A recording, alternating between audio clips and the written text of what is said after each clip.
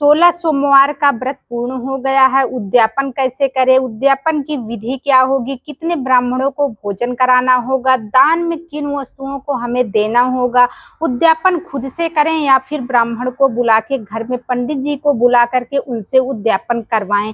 नमस्कार, मैं दीपिका पांडे आप सभी का स्वागत करती हूँ हमारी यूट्यूब चैनल पे। उम्मीद करती हूँ आप सभी अपने अपने घर में खूब खुश होंगे और स्वस्थ होंगे।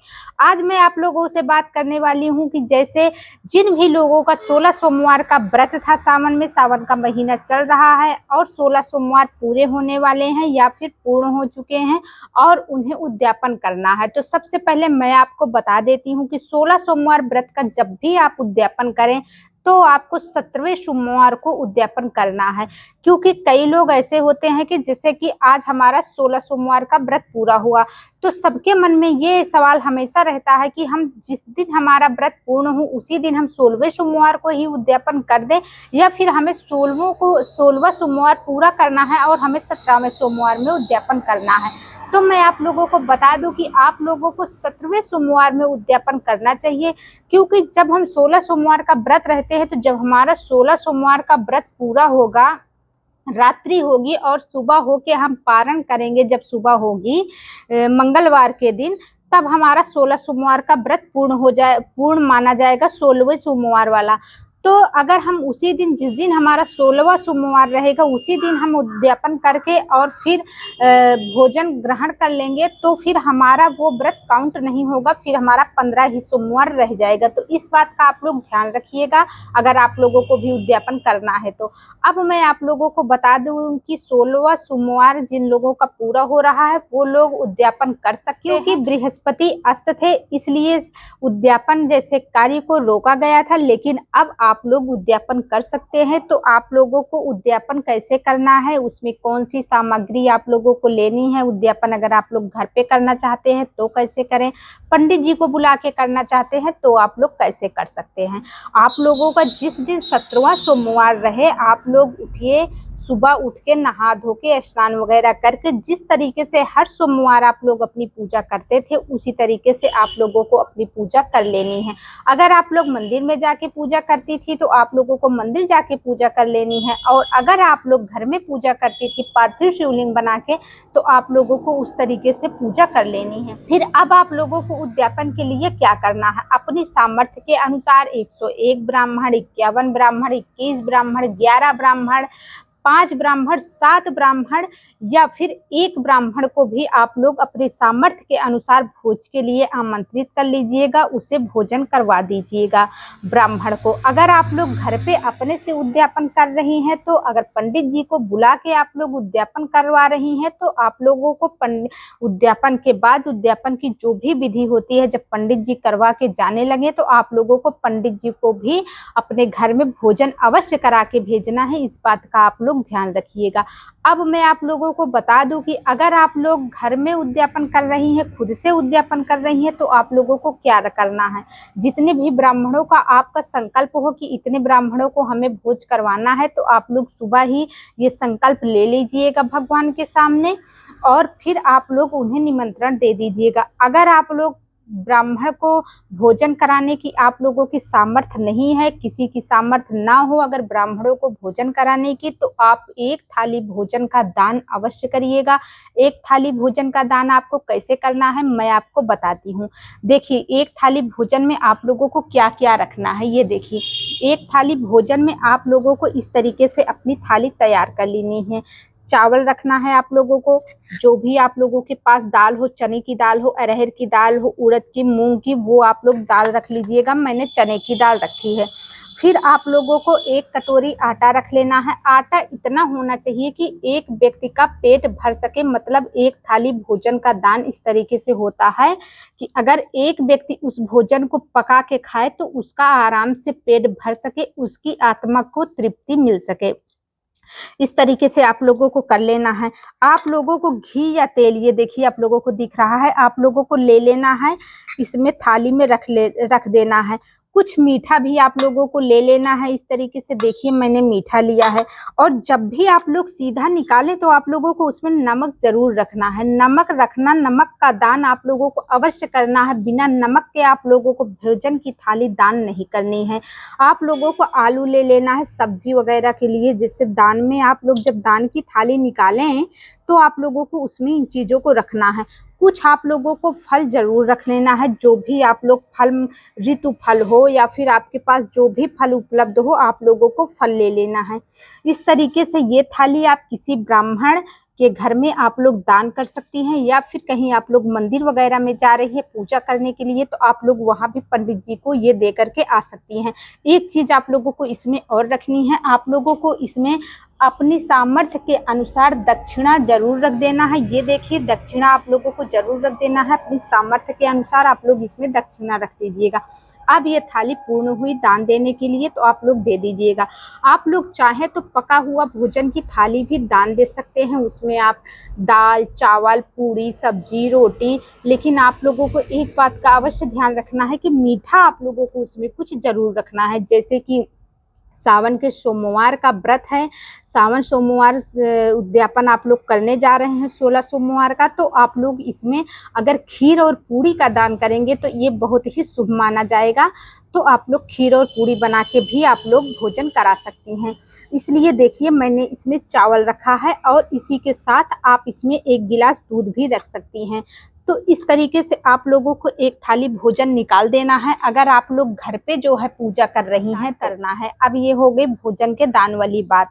अब मैं आप लोगों को बता दूं कि और कौन सी चीजें आप लोगों को दान में देनी है। अगर आपके घर पंडित जी उद्यापन कराने के लिए आ रहे हैं तो आप लोग यथाशक्ति ब्राह्मण और ब्राह्मणी दोनों के लिए आप लोग एक वस्त्र जरूर दान करिएगा। इस तरीके से देख लीजिए आप लोगों को वस्त्र कैसे दान करना है।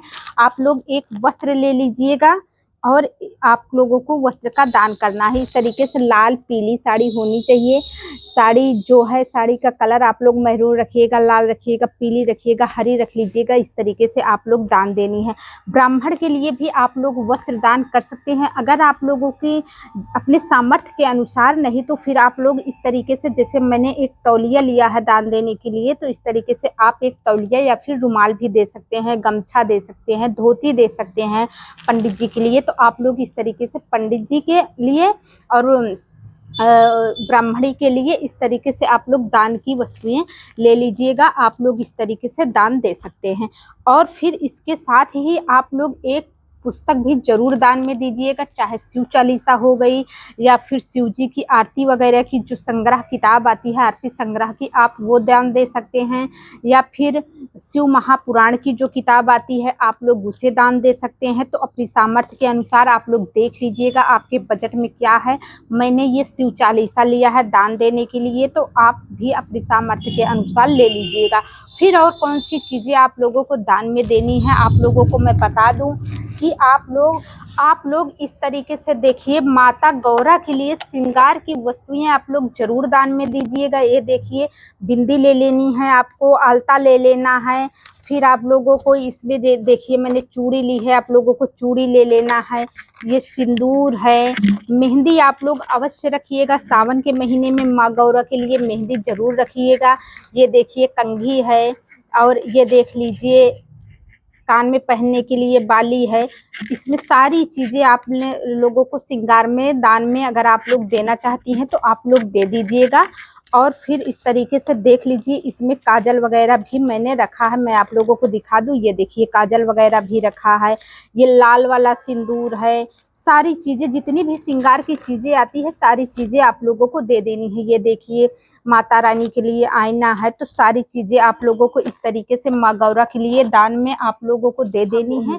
और इन सारी सामग्री के साथ आप लोगों को पंडित जी को दक्षिणा अवश्य ही देना है। दक्षिणा हमारी पूजा में रह गई कमियों के लिए होता है, तो हमसे जो भी पूजा में कमियां रह जाती हैं उसके लिए हम पंडित जी को दक्षिणा देते हैं। या फिर किसी को भी जब भी हम दान की कोई वस्तु देते हैं तो उसमें दक्षिणा जरूर देते हैं।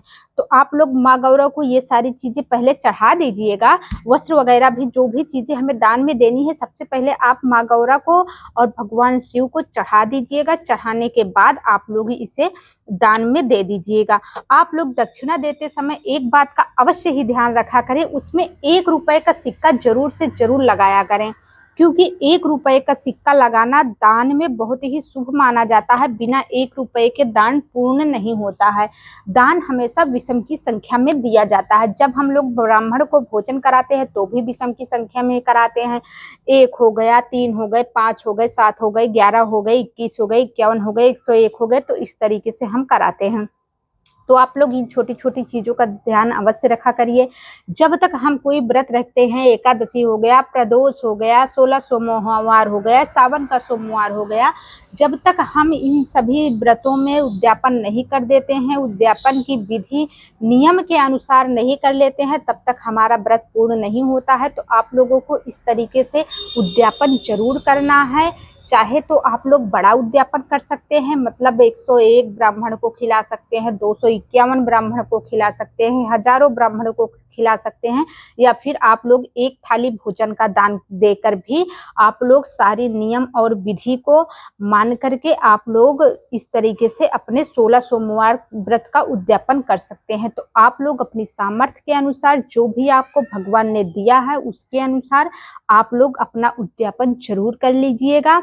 और मैं आप लोगों को एक बात और बता दूं कि जिस दिन आप लोग उद्यापन करें, जैसे कि आप लोग रोज पूजा तो करते ही हैं जब व्रत रहते हैं, तो जिस दिन आप लोग उद्यापन करें उस दिन आप लोगों को क्या करना है, अगियार जरूर कर देना है। अगियार का मतलब आप लोग समझते हैं ना, कि गाय का उपला लेना है और उसकी आग बनानी है। आग बनाने के बाद आप लोगों को उसमें घी और गुड़ मिला करके और उसमें हवन की आहुति जरूर दे देनी है, 11 बार 21 बार। इस तरीके से आप लोगों को ओम नमः शिवाय मंत्र का जाप करते हुए, अगर आप खुद से कर रही हैं तो आहुति जरूर दे देना है। अगर पंडित जी आएंगे तो वो आपको सारी विधि बता देंगे कि आप लोगों को क्या करना है। अब आप लोग, अगर अब तक आप लोगों ने चैनल को सब्सक्राइब नहीं किया है तो प्लीज फटाफट से चैनल को सब्सक्राइब करके और कमेंट बॉक्स में एक बार हर हर महादेव जरूर लिख दीजिए। और आपने वीडियो को लाइक नहीं किया है तो वीडियो को लाइक भी जरूर कर दीजिए।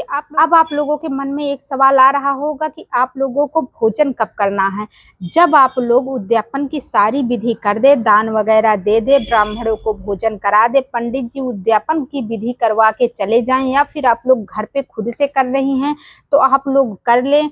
अगर पका हुआ भोजन की आप लोग थाली निकाली है तो आप लोग कोशिश करिए कि वो भोजन जिसके लिए भी आप निकाली हैं आप उसे खिला दे, वो खा ले, उसको दक्षिणा दे दीजिए, प्रणाम कर लीजिए। उसके बाद आप लोग अपने घर में बैठ के अपना जो भी सात्विक भोजन है, प्याज लहसुन आप लोगों को नहीं खाना है तो आप लोग खा सकती हैं, उसके बाद भगवान को प्रणाम करके। और अगर आप लोगों ने सीधा की थाली निकाली है तो उस सीधा को संकल्प करके अपने मन में ऐसा भाव कीजिए कि आपने उसे संकल्प कर दिया है। संकल्प करने के बाद फिर प्रणाम करने के बाद आपके घर में जो भी हल्का सात्विक भोजन है आप उस भोजन को ग्रहण कर सकते हैं।